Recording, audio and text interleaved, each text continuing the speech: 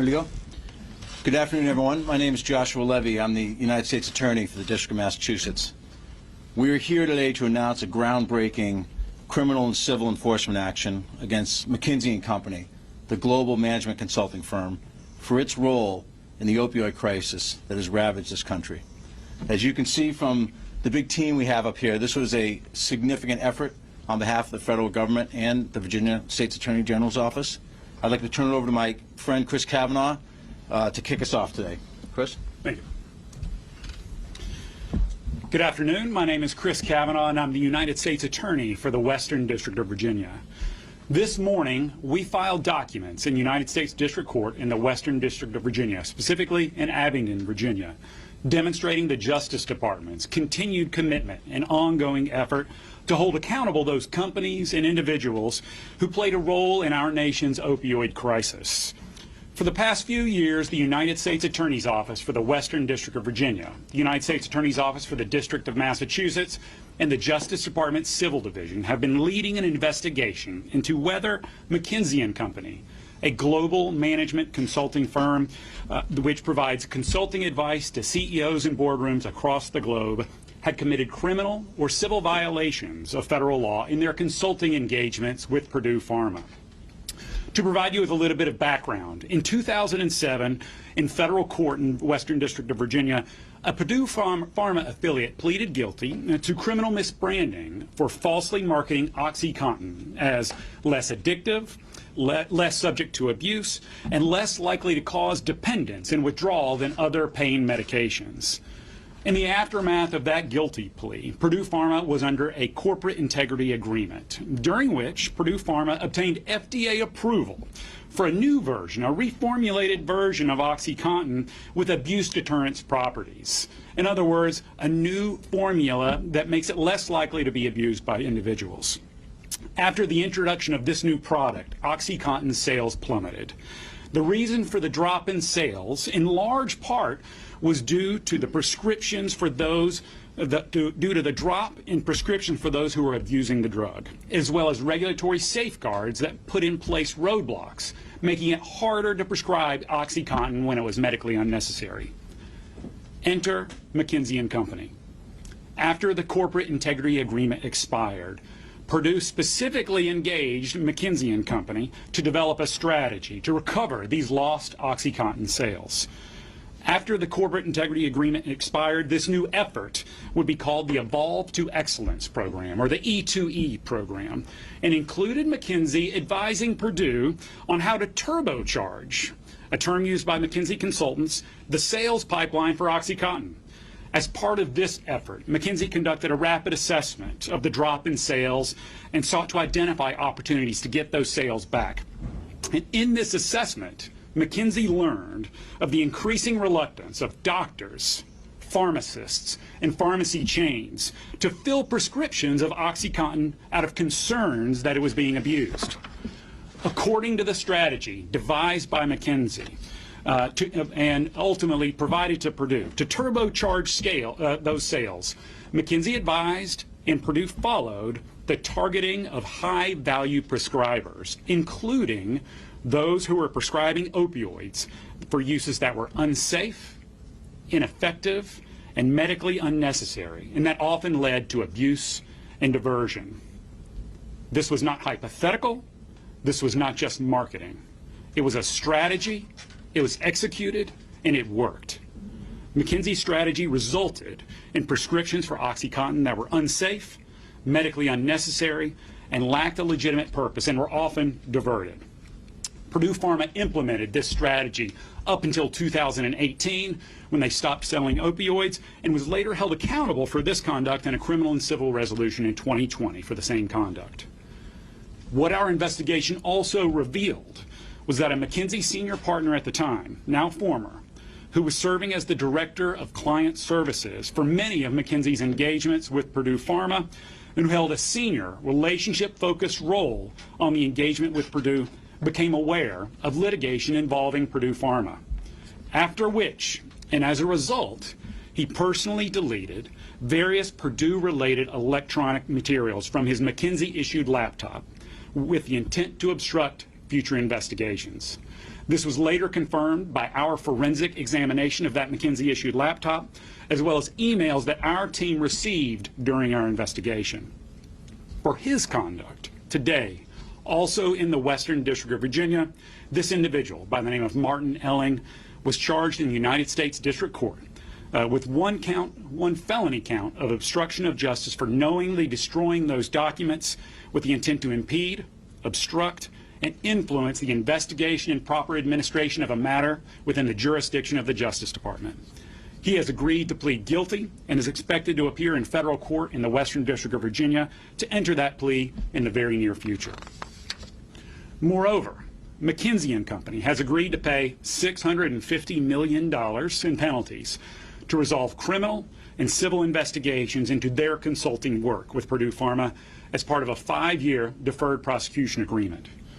In connection with that agreement, today we filed a 2-count criminal information in Western District of Virginia against McKinsey United States, charging 1 felony count of obstruction of justice and 1 misdemeanor count of knowingly and intentionally conspiring with Purdue and others to aid and abet the misbranding of prescription drugs. This resolution marks the first time a management consulting firm has been held criminally responsible for advice that it has given, resulting in the commission of a crime by a client. It also marks the first time that a management consulting firm is held accountable for its role in helping to fuel the opioid crisis. You are going to hear many numbers today as we go through that resolution in detail.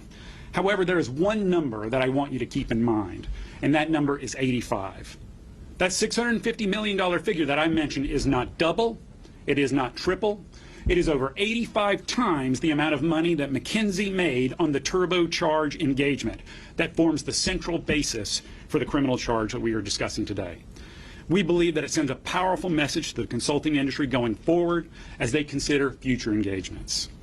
In addition to these monetary penalties, the agreement also includes robust compliance procedures and terms that McKinsey and McKinsey US will implement to reform their compliance practices to include consideration of legal, ethical, and social responsibility aspects of engagements, as well as a corporate integrity agreement. This agreement, in combination with reforms that McKinsey has already implemented during the course of our investigation, will likely set a standard for the management consulting industry for compliance and accountability going forward. Last, McKinsey has also agreed that it will not do any work relating to the marketing, the sale, the promotion, or the distribution of any controlled substance for the 5-year term of the deferred prosecution agreement. We all continue to deal with the fallout of our nation's opioid crisis. It has deeply affected so many Americans and their families, my own included, as I have previously lived what happens when a family member becomes arrested by opioid addiction from a medically dubious prescription, and to sort through how that we can move forward. We can witness and we can be grateful about the positive nationwide trend and the decline in overdose deaths linked to opioids, but we cannot become complacent, and we recognize that we have more work to do. Today marks another day in which that shows that the men and women of the Justice Department will continue to do their part to investigate and hold accountable those who have profited from violations of federal law, and the U.S. Attorney's Office for the Western District of Virginia, the District of Massachusetts, and the Civil Division will continue to take a leading role in that effort. And on that note, I want to personally thank and extend my gratitude to Assistant United States Attorneys Randy Ramsire of the Western District of Virginia, Amanda Masalam Strachan and Bill Brady of the District of Massachusetts, trial attorneys Kristen Echemendia, Jessica Harvey, and Stephen Scott of the Justice Department Civil Division, and Assistant Attorney Generals Kristen Gray and Kimberly Bolton of the Virginia Attorney General's Office. Last and finally, I also note and appreciate that I'm a U.S. Attorney from Virginia who is appearing here in Boston, and although we're filing these matters in Virginia, that is in recognition of and in representative of the partnership between these two United States Attorneys' offices as they continue to take a leading role in engaging in novel and aggressive actions like the one we have announced here today. Thank you for your time. Now I'd like to turn it over to United States Attorney Levy.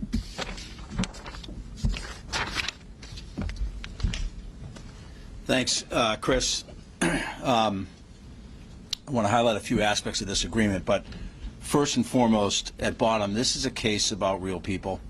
This is a case about the thousands and thousands of people who've lost their lives to opioid addiction over the last many years, and the family members that leave in their wake, who every day, including today, have to deal with the grief and the despair and the guilt that comes with that. The opioid crisis is one of the single biggest and defining public health crises of our generation. More than twice as many people die of addiction every year than in car accidents.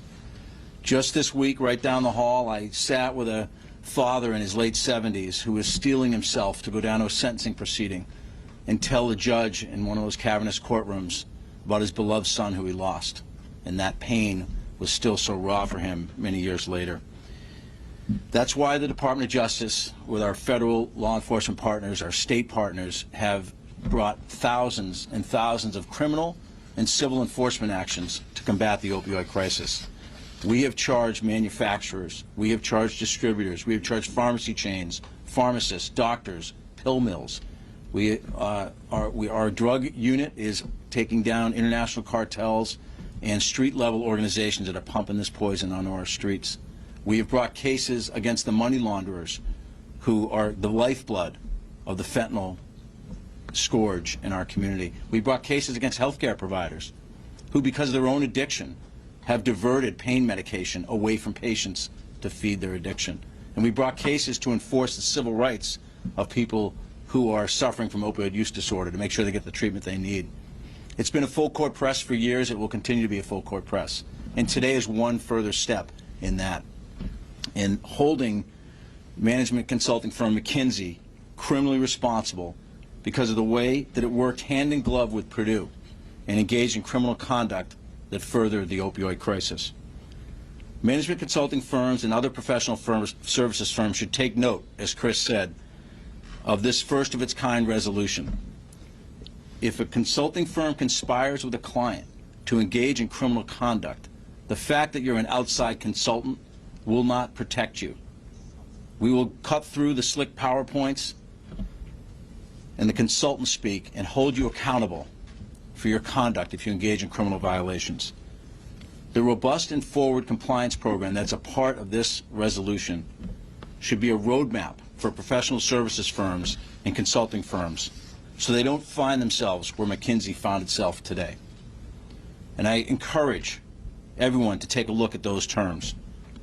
It includes implementing a compliance program at professional services firms to make sure that you're not breaking the law or assisting clients in doing so. It includes risk assessments of new clients and new engagements and examining the enforcement history in that area. It includes implementing risk mitigation steps to protect yourselves from engaging in criminal conduct, training requirements for all client-facing employees, record retention policies to make sure that your efforts in the compliance area are documented, independent auditing of the compliance programs. It is a full infrastructure of what professional services firms are expected to do to make sure they don't end up in this situation. And we've built mechanisms in this settlement agreement to hold McKinsey accountable for enforcing and implementing these compliance programs. That includes, starting with this year, a 5-year reporting relationship with the Department of Justice, where they have to certify at the highest levels of the company that they're complying with all the requirements of the compliance program. And we recognize that McKinsey has been proactive in implementing a number of these measures already during the course of the investigation, and they've been responsible in implementing these remedial measures. Lastly, I'll just say that we recognize imposing huge fines and corporate compliance programs, and that's not going to bring one life back, but it is, we hope, going to prevent this conduct from happening again, whether it's in the opioid space or some other next threat to public safety. And lastly, I want to underscore Chris's comments, and I want to praise the members of the investigative team, the lawyers and all the agents at these agencies. It's their tenacity, it's their skill that brought us to today, and they deserve the credit for what happened today. Thank you, and I'll turn it over now to Brian Boynton from the Civil Division.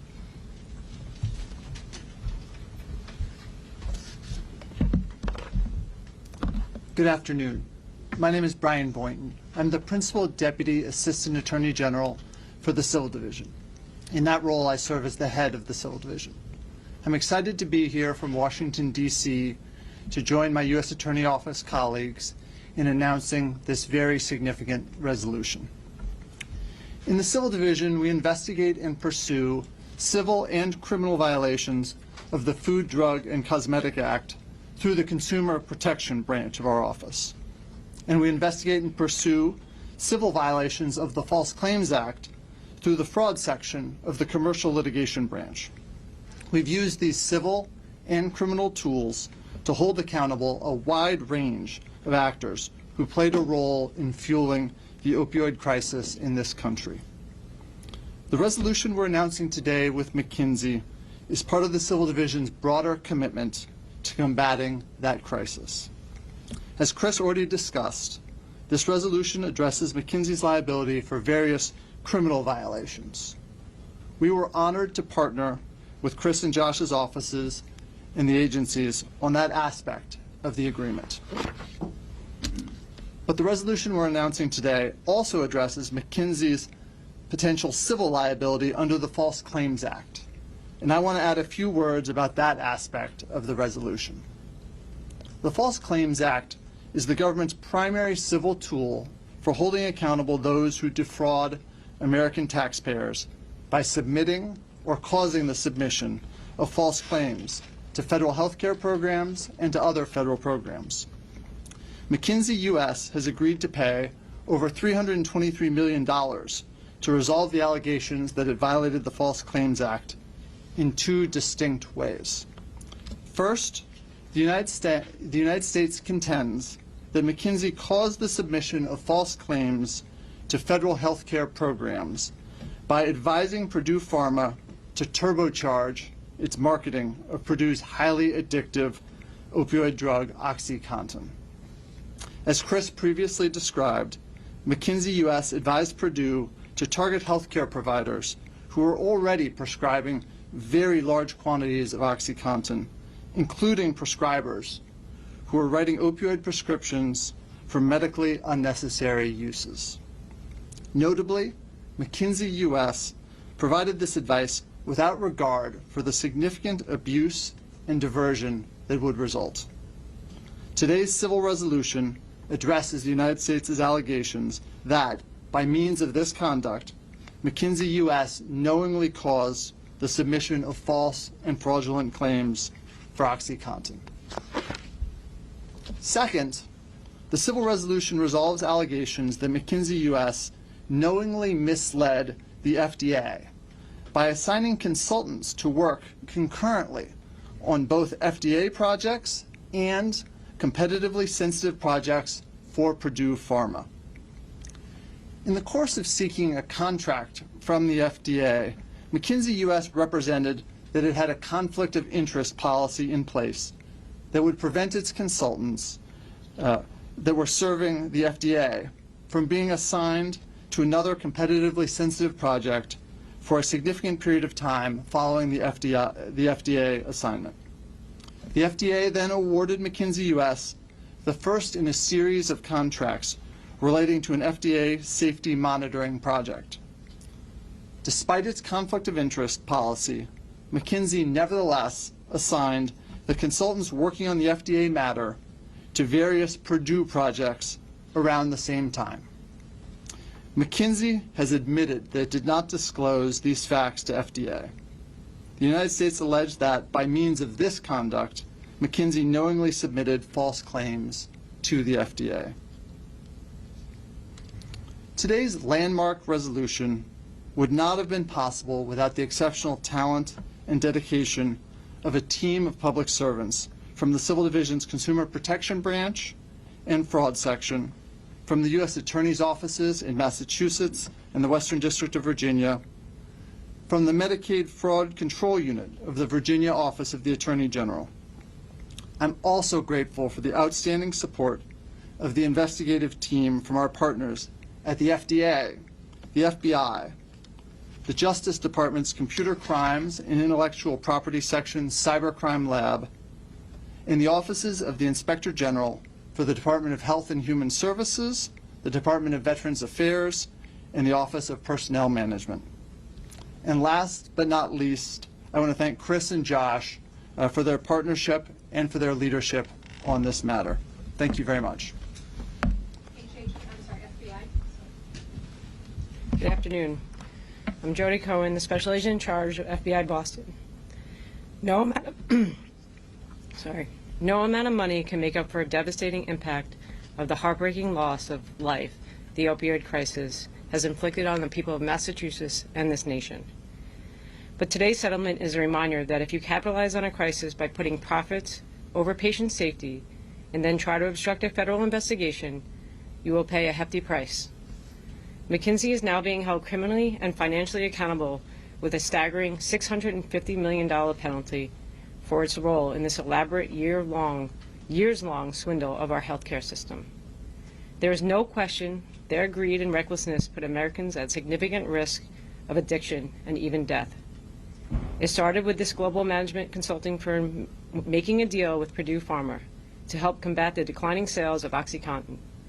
They came up with an aggressive marketing strategy that was in reality a roadmap to boost sales based on fraud.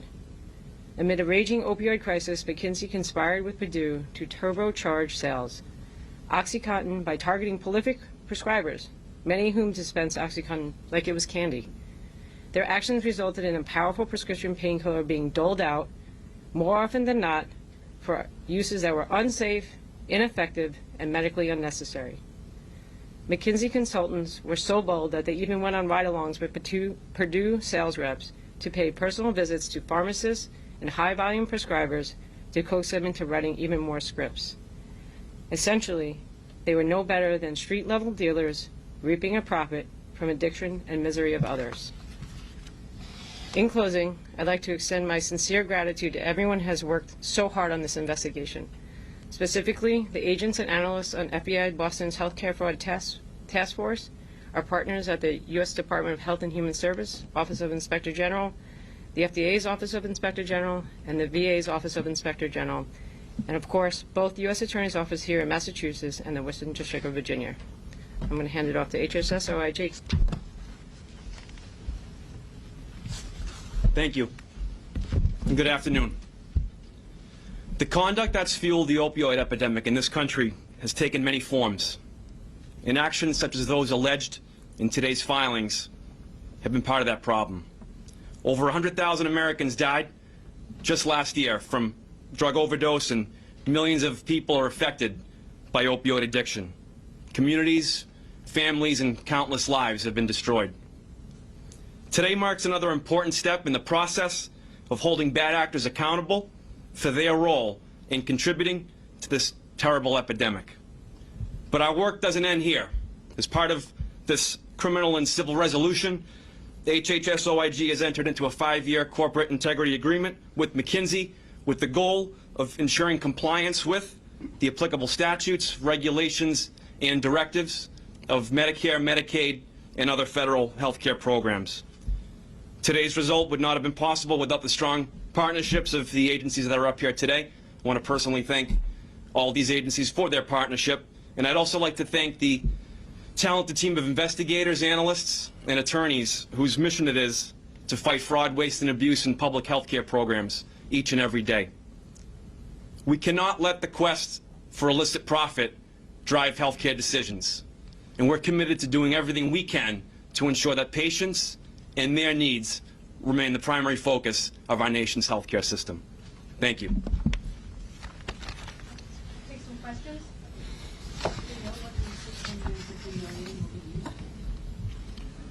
The $650 million goes to a variety of places. The criminal fine goes to the Treasury. Some of that goes to crime victim funds. Some of the money is reimbursed to agencies on the False Claims Act side, so it goes to different places. Some of it is returned to law enforcement agencies to further investigative efforts.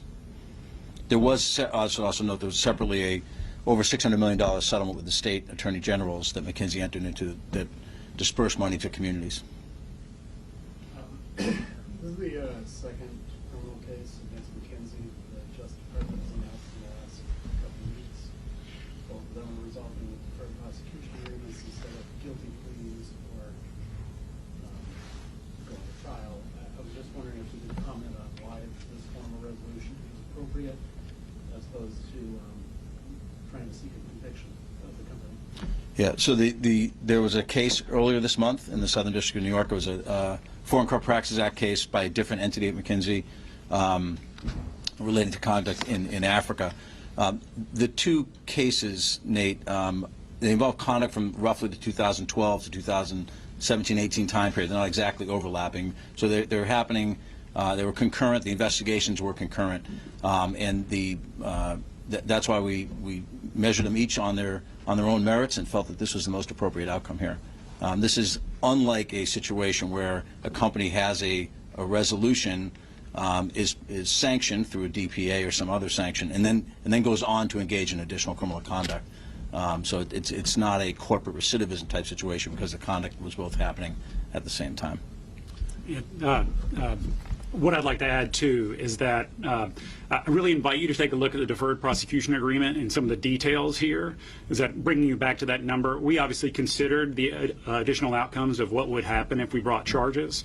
But when we look at the robust compliance measures, that the new standard that we think is going to be set here, the agreement in which McKinsey had said that they wouldn't engage in the sale, they wouldn't engage in engagements involving the sale, the distribution, the promotion, the marketing of any controlled substance going forward. That is a huge outcome, all of us across the board, that we think is ultimately something that the department and everyone should be very proud of. In a way, you've answered this, but I guess your message to some family members, loved ones, a lot of them want to see these people in jail, and I wondered if there is a message for them about this settlement, because to them, obviously, $650 million, right? They just want their loved ones back. I will say that, in every criminal corporate investigation that we engage in, at the very center of it is the desire to hold individuals accountable. And where the facts and the law show that an individual committed a crime, we will, in fact, charge that person. And that's precisely what we've done so here. At the end of this investigation, we were able to show that the senior partner at McKinsey had committed a crime for the obstruction of justice and for the deletion of those documents. And that's precisely why we have at least one individual being held accountable as far as a corporate, a criminal conviction at the end of this. Is there any prospect of any additional individuals being charged in this? I asked because McKinsey had fired 2 partners in connection with I think I'd say on that, Nate, that this is an investigation that's been going on for quite some time. This is the resolution of the investigation that we have at this time. And we're always open to receive new information, but we think this brings this matter to a conclusion.